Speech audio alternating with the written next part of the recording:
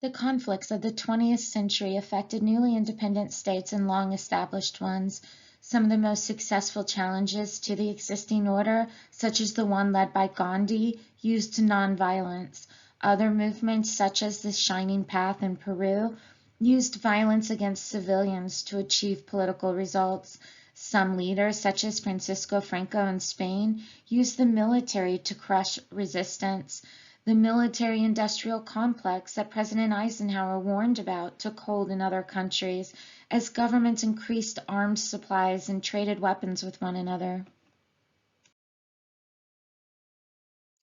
Despite the frequent wars and violent protests of the 20th century, movements around the world used nonviolence to bring about political change.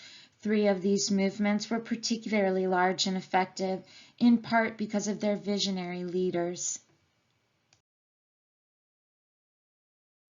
Gandhi led nonviolent marches, boycotts, and fasts to oppose British colonial rule in India. In 1947, India became independent.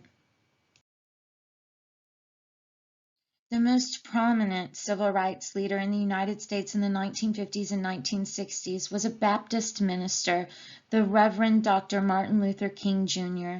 The civil rights movement used various tactics to achieve its goals. Court decisions such as Brown versus the Board of Education of Topeka, Kansas, banned forced racial segregation of schools in the United States.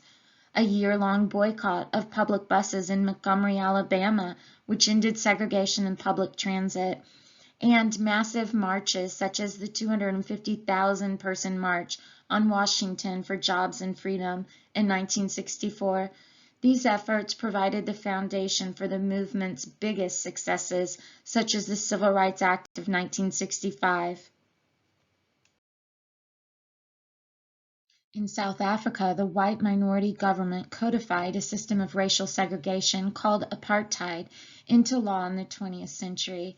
Leading the black resistance to apartheid was a socialist lawyer, Nelson Mandela.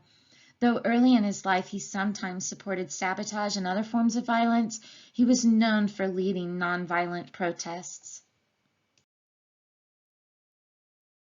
In the 1950s and 1960s, reformers in Eastern European satellites of the Soviet Union sought to become less dominated by the Soviets. In most cases, the Soviets clamped down hard against dissent. In 1956, Polish workers demonstrated against Soviet domination and demanded better living conditions. As a result, a new secretary of the Polish Communist Party, Gomulka, came to power. He decided to pursue an independent domestic policy in Poland, but continued to be loyal to the Soviet Union, allowing the continued presence of Soviet troops in Poland. The Soviet-established forced collectivization of farms ended at this time. In that same year, Hungarian protesters convinced the country's political leader, Amir Nagy, to declare Hungary's freedom from Soviet control and demand the withdrawal of Soviet troops from the country. Nagy vowed to support free elections in which non-communist parties would participate. He announced Hungary's neutrality in the Cold War and the withdrawal from the Warsaw Pact. Soviet leaders responded by invading Hungary, gaining control of Budapest in 1956. The Soviets captured Nagy and executed him. Many Hungarians fled to the West as refugees. The reform movement in Czechoslovakia reached a peak in the Prague Spring of 1968. Alexander Dubček, the first secretary of the Communist Party, acceded to the demands of the Czech people by increasing freedom of speech and the press and allowing greater freedom to travel. He also agreed to make the political system more democratic. As with Hungary, Soviet leaders feared the Prague Spring's independence. Soon the armies of four Warsaw Pact nations crushed it. In 1968, the Soviet Union used the Brezhnev Doctrine, named for then Soviet leader Leonid Brezhnev, to justify its actions. This doctrine stated that the Soviet Union and its allies would intervene if an action by one member threatened other socialist countries. Events in Czechoslovakia were just one of many upheavals in 1968. In Yugoslavia, students marched against authoritarian government. In Poland and Northern Ireland, people protested over religious issues. In Brazil, marchers demanded improvements in public education and fair treatment of workers. In Japan, students protested both university financial policies and government support for the United States in the war in Vietnam. In many countries, protests took place on university campuses. Tensions started building up after World War II, when higher education had opened up for more people in Western society and facilities were crowded. As a result, discontent was high among the student population by the 1960s, resulting in a call for university reforms. Student grievances mounted as civil rights, women's rights, workers' rights, and the war in Vietnam commanded attention. In 1968, the student movement reached epic proportions in Paris, France. Hundreds of thousands of students took to the streets, resulting in violence when police forces moved in. In sympathy, some 10 million French workers went on strike. It was the largest general strike in French history. President Charles de Gaulle called new elections in France and was able to remain in office when his party won. In the United States, students and others demonstrated for rights for women and Black Americans. However, the largest and most heated protests were against the country's involvement in the war in Vietnam. After members of the Ohio National Guard killed 4 unarmed students during an anti-war demonstration at Kent State University on May 4, 1970, students and faculty at hundreds of U.S. colleges and universities went on strike. In the post-Cold War period, large-scale open conflict between sovereign states was rare. Instead, individuals unaffiliated with any government committed terrorist acts in Western Europe, South America, the Islamic world, and the United States that intimidated and murdered civilians. Most of Ireland, the portion dominated by Roman Catholics, gained independence from the United Kingdom in 1922. However, Northern Ireland, which was dominated by Protestants, remained part of the United Kingdom. Northern Ireland Catholics suffered discrimination and many wanted their region to join the rest of the Irish Republic. Northern Ireland Protestants fiercely refused. The Catholic-Protestant conflict in Northern Ireland became more violent in the 1960s, with Catholics fighting as part of the Irish Republican Army, or IRA, and Protestants with the Ulster Defence Association. Between 1969 and 1994, some 3,500 people died in the conflict. Some members of the IRA took their independence campaign to England by engaging in acts of terrorism, the use of violence to achieve political ends. These acts, including setting off bombs in London and other cities. In 1994, the two sides reached a ceasefire. Later, the IRA renounced violence and turned to politics to achieve its goals. Another group that used terrorist tactics to advance a political agenda was the Basque Homeland and Freedom, or ETA, organization, founded in 1959, which wanted independence for the Basque region in northern Spain. ETA actions killed more than 800 people and injured many others. In 1973, members of the ETA killed the hand-picked successor to longtime dictator Francisco Franco.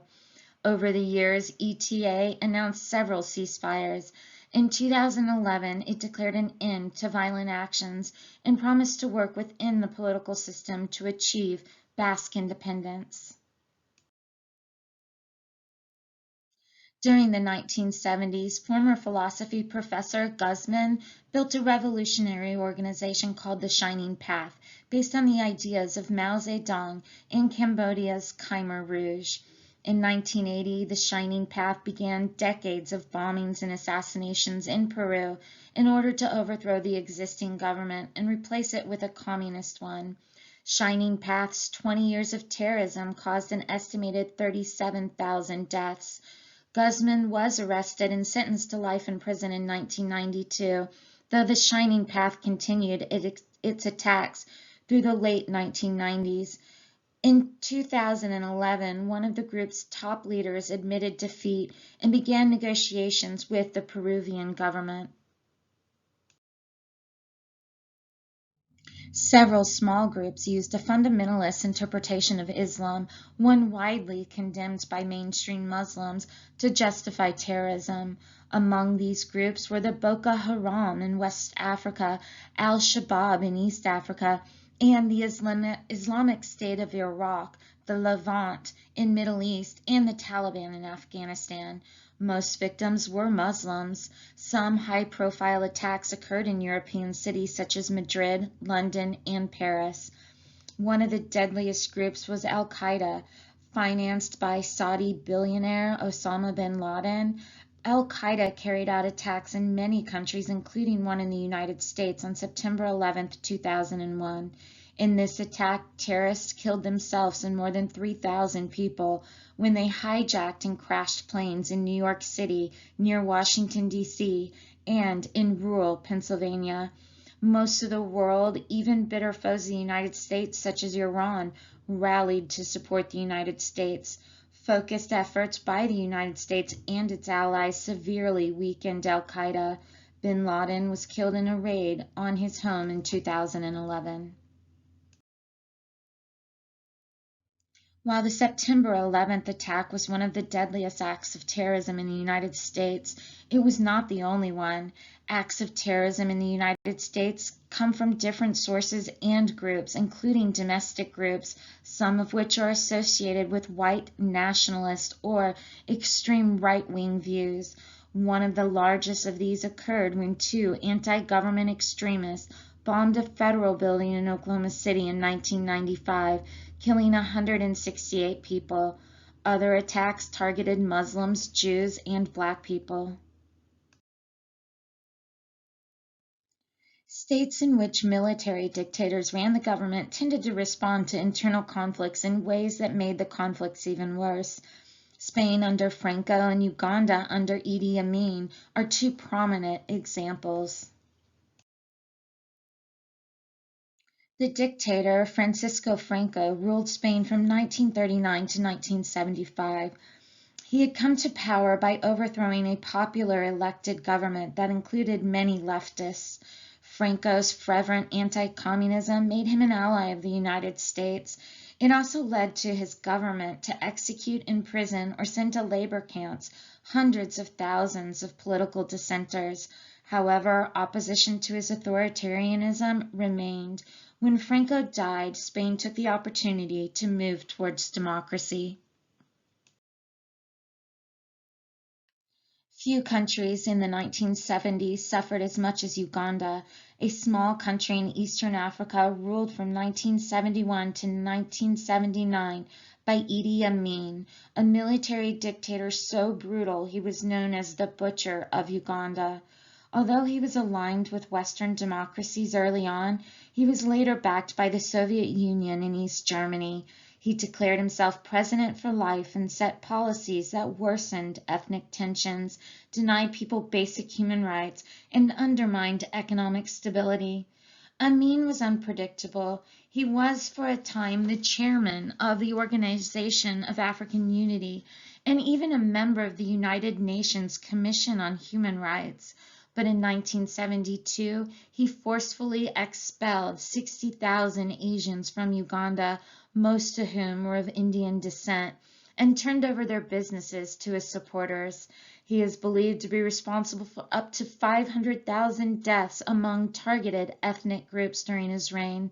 When he threatened neighboring Tanzania with attack, Ugandan nationalists joined forces with Tanzanian troops and forced Amin into exile. Conflicts around the world intensified because of fear and economic pressure. Countries that felt threatened, including the United States and the Soviet Union, built strong militaries to defend themselves. These military forces required large factories to build planes, tanks, and other goods. Since many countries lacked facilities to make their own weapons, the international weapons trade expanded greatly. As the defense industries expanded, so did the number of people who relied on them for jobs. Cutting back on defense spending then became very difficult. In 1961, U.S. President Dwight Eisenhower, a highly decorated general in World War II, called this combination of government defense departments and private businesses supplying their demands the military-industrial complex. He warned that it could grow powerful enough to threaten the country's democracy.